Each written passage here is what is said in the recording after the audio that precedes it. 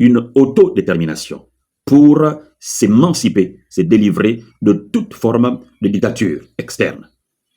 Ça veut dire quoi cette phrase qui se trouve dans le refrain de l'hymne national du Gabon? C'est enfin notre sort vers la félicité. En fait, cette phrase, lorsqu'on l'entend, ce n'est pas un slogan, mais c'est une ligne politique. C'est enfin notre sort vers la félicité. Je voudrais alors donner 4 points pour étayer cette phrase. C'est enfin notre sort vers la félicité. Cela voudrait dire que c'est un nouveau départ. Et qui parle de nouveau départ, parle d'une nouvelle vision. Qui parle d'une nouvelle vision, parle d'un changement de mentalité. Il faut donc spécifier ce qui peut déterminer une nation qui désire atteindre son essor vers la félicité. J'ai dit 4 choses. La première chose, c'est que une nation qui désire atteindre son essor vers la félicité, 1, doit avoir une souveraineté politique. Nous décidons quelle politique mener sans pression extérieure. Cela veut dire se créer une personnalité politique. C'est développer une image de respect. Un pays qui ne dégage pas une personnalité devra subir le diktat des autres. Et c'est ce que nous avons vu depuis fort longtemps. Il faut donc une souveraineté politique, où la nation elle-même détermine quelle est la trajectoire qu'elle doit alors prendre. Deuxièmement, une souveraineté économique. C'est un pays qui se nourrit. Un pays ne peut pas dépendre des autres.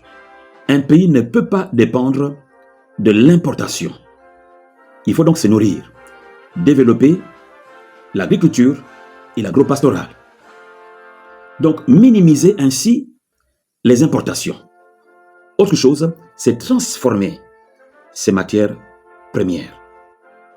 Et enfin, dans cette rubrique qui n'est pas exhaustive, la liste ici, c'est valoriser les cerveaux locaux. Beaucoup de nos cadres, beaucoup de nos intellectuels apprennent, ils acquièrent une haute expertise, mais ça n'est pas valorisé sur le terrain. D'où alors la fuite des cerveaux. Et c'est le temps, certainement. Notre essor vers la félicité va donc arriver à prendre forme lorsque les intelligences vont commencer à créer, à être autonomes. On leur donne une marche politique, bien sûr, pour qu'ils puissent se développer, ou les cerveaux qu'ils puissent se développer. Troisièmement, il faut donc une souveraineté militaire. Il arrive que nous sommes dans un monde où certaines nations s'offusquent du développement des autres. La paix doit alors s'obtenir par la préparation de la guerre. La défense de la nation ne peut être efficace que par le renforcement d'une armée bien formée et équipée. C'est ce que nous sommes en train de voir aujourd'hui au niveau du Burkina Faso, du Mali, du Niger. Une autodétermination pour s'émanciper, se délivrer de toute forme de dictature externe. Et cela passe par une armée forte.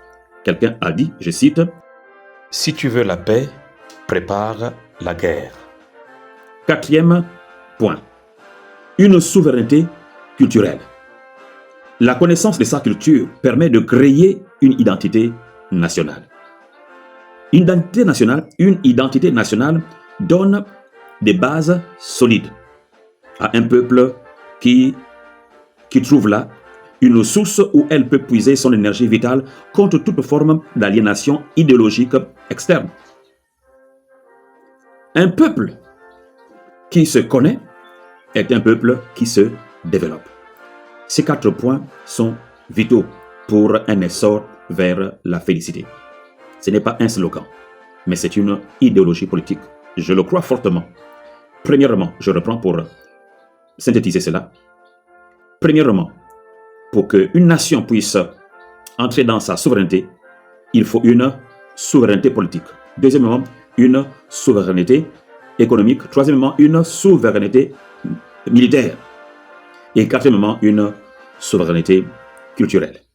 Ces 4 piliers, c'est cela que nous chantons dans notre hymne national. Entre autres, dans cette phrase, c'est enfin notre essor vers la félicité. Et j'invite ainsi donc notre peuple, le peuple du Gabon, à s'en approprier, mais d'une véritable philosophie d'émancipation et de souveraineté. Pour qu'enfin nous puissions chanter un cantique nouveau, un cantique des hommes et des femmes libérés.